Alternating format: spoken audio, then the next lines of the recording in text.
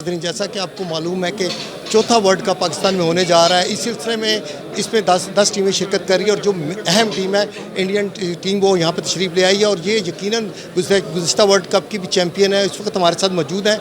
आए इनसे जानते हैं पाकिस्तान आए हैं, इनका आना कैसा है, इन्होंने कैसा माहौल महसूस किया। जी तुसी पाकिस्तान आए हो, ਤੁਹਾਨੂੰ ਅੱਜ ਹੀ ਆਇਆਂ ਨੂੰ कैसा महसूस किया ਇੱਥੇ ਆ ਕੇ? बड़ी खुशी हुई है जी। साड़ी टीम पहले भी कई बार आ चुके हैं ਅਸੀਂ जी। बहुत खुशी महसूस हुई है कि पाकिस्तान जाके जो साड़ी मेहमान नवाजी हो रही है, ਅਸੀਂ पूरे खुश हैं जी। ਇੱਥੇ ਸਾਨੂੰ ਬਹੁਤ ਚਿਰ ਕਾਫੀ ਚਿਰ ਦੇ ਵੇਟ ਕਰ ਰਹੇ ਸੀ ਅਸੀਂ ਵੀ ਕਦੋਂ ਪਾਕਿਸਤਾਨ ਲਾਹੌਰ ਜਾਵਾਂਗੇ ਅੱਜ ਮਨ ਇੰਨਾ ਖੁਸ਼ ਹੈ ਕਿ ਤੁਹਾਨੂੰ ਦੱਸ ਨਹੀਂ ਸਕਦੇ।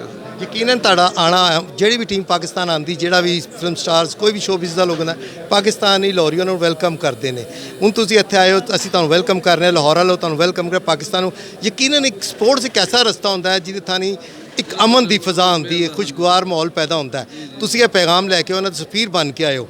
ਤੁਸੀਂ ਇਹ ਮਹਿਸੂਸ ਕਰ ਰਹੇ ਹੋ ਕਿ ਇਹਦੇ ਤੁਹਾਡੇ ਆਉਣ ਤੋਂ ਇੱਕ ਠੰਡਾ ਹਵਾ ਦਾ ਚੌਂਕਾ ਪਾਕਿਸਤਾਨ 'ਚ ਆਏਗਾ? ਹਾਂਜੀ ਜ਼ਰੂਰ ਆਏਗਾ, ਆਉਣਾ ਵੀ ਚਾਹੀਦਾ ਕਿਉਂਕਿ ਸਪੋਰਟਸ ਹੀ ਤੁਹਾਨੂੰ ਨੇੜੇ ਲਾਉਂਦੀ ਹੈ, ਸਪੋਰਟਸ ਜੋੜਦੀ ਹੈ।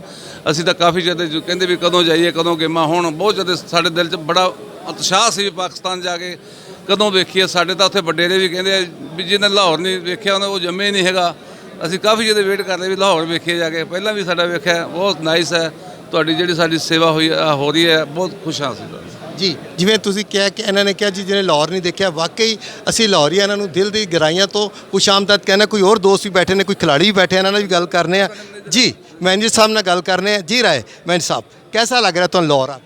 ਦੇਖੋ ਜੀ, ਸਾਨੂੰ ਮੈਂ ਬੋਲ ਰਿਹਾ ਦਵਿੰਦਰ ਸਿੰਘ ਬਾਜਵਾ, ਟੀਮ ਮੈਨੇਜਰ। ਸਾਨੂੰ ਬੜਾ ਅੱਜ ਅਸੀਂ ਬਾਘਾ ਬਾਰਡਰ ਤੇ ਕ੍ਰਾਸ ਕੀਤਾ, ਜਦ ਤੋਂ ਲੈ ਕਰਕੇ ਹੁਣ ਤੱਕ ਜਿੰਨਾ ਸਮਾਂ ਅਸੀਂ ਘੰਟਾ 2 ਘੰਟੇ ਬਤੀਤ ਕੀਤਾ ਵੀ ਵਿਆਹ ਵਰਗਾ ਮਾਹੌਲ ਹੈ। ਸਾਡੇ ਸਾਰੇ ਪਲੇਅਰਾਂ ਨੂੰ, ਕੋਚ ਸਾਹਿਬਾਨ ਨੂੰ, ਸਾਨੂੰ ਬੜੇ ਖੁਸ਼ੀ ਦਾ ਮਾਹੌਲ ਹੈ। ਅਤੇ ਸਾਡੇ ਜਿਹੜੇ ਪਲੇਅਰ ਹੈ ਬੜੀ ਖੁਸ਼ੀ ਦੇ ਮਾਹੌਲ 'ਚ ਨੇ। ਅਸੀਂ ਬੜੇ ਦਿਨਾਂ ਤੋਂ ਵੇਟ ਕਰਦੇ। ਪਹਿਲਾਂ 1 ਮਹੀਨਾ ਪਹਿਲਾਂ ਵਰਲਡ ਕੱਪ ਹੋਣਾ ਸੀਗਾ, ਵੈਦਰ ਦੇ ਕਾਰਨ ਜਿਹੜਾ ਵਰਲਡ ਕੱਪ ਲੇਟ ਹੋ ਗਿਆ, ਲੇਕਿਨ ਹੁਣ ਬੜਾ ਵਧੀਆ ਵੈਦਰ ਹੈ, ਬੜਾ ਵਧੀਆ ਮਾਹੌਲ ਹੈ। ਅਸੀਂ ਕਹਿੰਦੇ ਸਾਡੇ ਪਲੇਅਰ ਜਿਹੜੇ ਹੈਗੇ ਟੀਮਾਂ ਇਹ ਜੌਹਰ ਦਿਖਾਉਣਗੀਆਂ ਇਸ ਮੈਦਾਨ 'ਚ। ਜੀ ਯਕੀਨਨ ਜੈਸਾ ਤੁਸੀਂ ਇਹਨਾਂ ਨੇ ਸੁਣਿਆ, ਹੁਣ ਅਸੀਂ ਮਜ਼ੀਦ ਪਲੇਅਰਾਂ ਨਾਲ ਵੀ ਗੱਲ ਕਰਨੇ ਆ ਅਤੇ ਇਹਨਾਂ ਦੀ ਕੀ ਰਾਏ ਹੈ। ਜੀ ਸਰ। ਜੀ ਜਨਾਬ, ਤੁਹਾਨੂੰ ਪਾਕਿਸਤਾਨ ਆਏ ਅਸੀਂ ਜੀ ਆਇਆਂ ਨੂੰ ਕਹਿੰਦੇ ਆ। ਯਕੀਨਨ ਤੁਸੀਂ ਪੂਰੀ ਤਿਆਰੀ ਨਾਲ ਆਏ ਹੋ, ਅਸੀਂ ਤੁਹਾਨੂੰ ਖੁਸ਼ ਆਮਦੀਦ ਵੀ ਕਹਿੰਦੇ ਹਾਂ। ਔਰ ਮੁਕਾਬਲਾ ਯਕੀਨਨ ਮਜ਼ਾ ਹੋਏਗਾ। ਕੋਈ ਵੀ ਮੈਚ ਹੋਏ, ਕ੍ਰਿਕਟ ਹੋਏ, ਹਾਕੀ ਹੋਏ, ਫੁੱਟਬਾਲ ਹੋਏ, ਕਬੱਡੀ ਹੋਏ, ਪਾਕਿਸਤਾਨ ਅਤੇ ਇੰਡੀਆ ਦਾ ਮੈਚ ਜਿਹੜਾ ਨਾ ਦੋਨੋਂ ਆਮ ਬੜੇ ਜੋਸ਼ੋ ਖਰੋਸ਼ ਨਾਲ ਦੇਖਦੀਆਂ ਨੇ।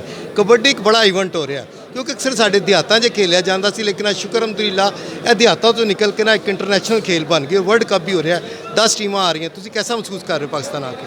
ਦੇਖੋ ਜੀ, ਸਾਰੇ ਪਾਕਿਸਤਾਨ ਜਿੰਨੇ ਵੀ ਮੇਰੇ ਭਰਾ ਅੱਜ ਆਪਣੇ ਨਿਊਜ਼ ਦੇਖ ਰਹੇ ਆ, ਸਾਰਿਆਂ ਨੂੰ ਪਹਿਲਾਂ ਤਾਂ ਸਤਿ ਸ਼੍ਰੀ ਅਕਾਲ ਜੀ। ਅਤੇ ਅੱਛਾ ਮਾਹੌਲ ਹੈ ਕਿਉਂਕਿ ਪਹਿਲਾਂ ਪਾਕਿਸਤਾਨ ਨੇ 2 ਵਾਰੀ ਏਸ਼ੀਅਨ ਚੈਂਪੀਅਨਸ਼ਿਪ ਕਰਾਈ ਆ ਅਤੇ ਫਸਟ ਟਾਈਮ ਜਿਹੜਾ ਆ ਪਾਕਿਸਤਾਨ ਵਰਲਡ ਕੱਪ ਕਰਾ ਰਿਹਾ।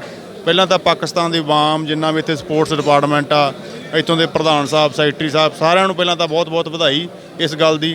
ਅਤੇ ਅੱਛੇ ਮੈਚ ਹੋਣਗੇ, ਅੱਗੇ ਵੀ ਅੱਛੇ ਮੈਚ ਹੁੰਦੇ ਆ, ਚਾਹੇ ਕੋਈ ਵੀ ਗੇਮ ਹੋਵੇ।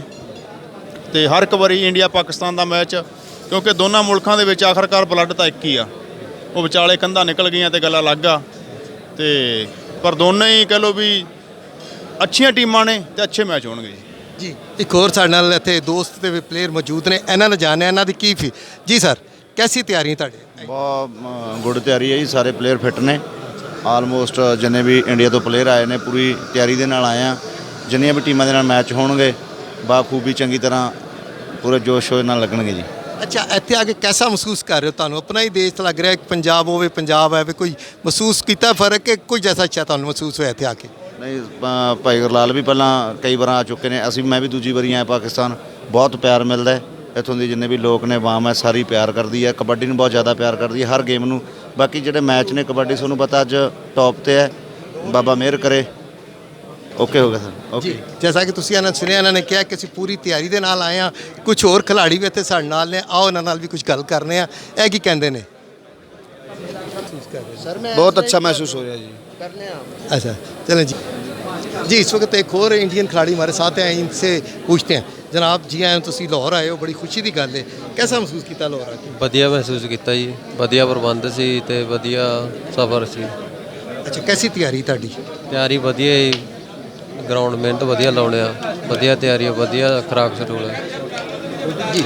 जैसा कि आपने सुना इनके खिलाड़ी और कोच का यही कहना था कि हमारी मुकम्मल तैयारी और पाकिस्तान आकर हमें खुशी हुई है। यकीनन ये एक जो हमारे दरमियान एक ताल्लुक़ रिश्ता है वो है कबड्डी का और स्पोर्ट्स का। स्पोर्ट्स एक ऐसी चीज़ है जो दुनिया में अमन का रास्ता के दरवाजे खोलती है, और यकीनन इनका आना हमारे लिए अमन का पैगाम होगा, और इससे पूरी दुनिया को मैसेज जाएगा कि पाकिस्तान में कोई भी स्पोर्ट्स हो, क्रिकेट हो, फुटबॉल हो, हॉकी हो, वर्ल्ड का या कबड्डी हो, कोई भी ऐसा खेल है जो यहाँ पर खेला जा सकता है। इसके साथ मुझे इजाज़त दी, अल्लाह हाफिज़।